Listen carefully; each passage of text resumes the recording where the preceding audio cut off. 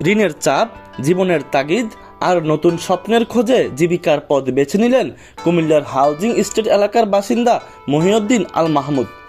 কুমিল্লার দেবিদ্বারের একটি মসজিদে খতিব হিসাবে কাজ করেন মহিউদ্দিন। তবে ঋণের বোঝা থেকে মুক্তি পেতে ছোট একটি ব্যবসা শুরুর পরিকল্পনা করেন তিনি। চিন্তা করেন ছোট পরিসরে খাবারের দোকান দিয়ে ব্যবসা শুরু করবেন।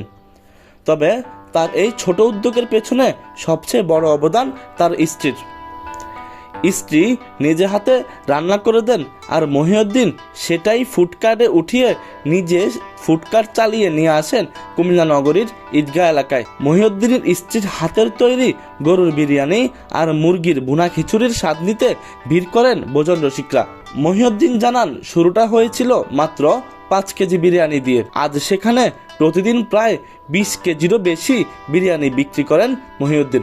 ব্যবসার মূল উদ্দেশ্যটা হচ্ছে আমি একটু ঋণগ্রস্ত হয়ে গেছিলাম। এর আগে মসজিদের ইমাম খতিব ছিলাম মোটামুটি দীর্ঘ অনেক বছর। মানে আমার পড়াশোনা শেষ, পড়াশোনার পাশাপাশি আমার এই মূলত পেশাটাই ছিল ইমাম খতিব হিসেবে, দীর্ঘদিন ছিলাম আলহামদুলিল্লাহ।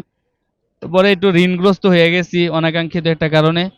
তো ঋণ থেকে উদ্ধারের জন্যই মূলত একটা ব্যবসার পথ খুঁজে নেওয়া আর কি। এখন মোটামুটি বেশি টাকা ইনভেস্ট করে আমাকে ভালো বড় একটা বিজনেস দাঁড় করানো এটা আমার পক্ষে পসিবল না। সেজন্যই মানে ফুটপাতে কিছু একটা করা, এই উদ্দেশ্যে আমার ওয়াইফ আমাকে পরামর্শ দিল যে বিরিয়ানি আমি রান্না করে দিব, আপনি বিক্রি করবেন।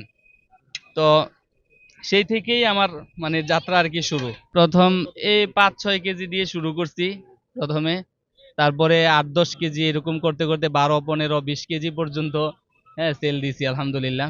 আইটেমটা আমার গরুর মাংসের বিরিয়ানি, মুরগির মাংসের বিরিয়ানি, গরুর মাংসের ভুনা খিচুড়ি, মুরগির মাংসের ভুনা খিচুড়ি। এটা হাফটা হচ্ছে 70 টাকা, ফুলটা 100 টাকা। কম দামে ঘরোয়া স্বাদে সুস্বাদু খাবার পেয়ে সন্তুষ্ট ক্রেতারাও। আমরা আজকে আসছি এখানে আমাদের খিদমা বিরিয়ানি খাওয়ার জন্য। উনি আসলে একজন খতিব। খতিবের পাশাপাশি উনি বিরিয়ানি রান্না করে এবং ওনার ওয়াইফ ওনার সাথে সহযোগিতা করে।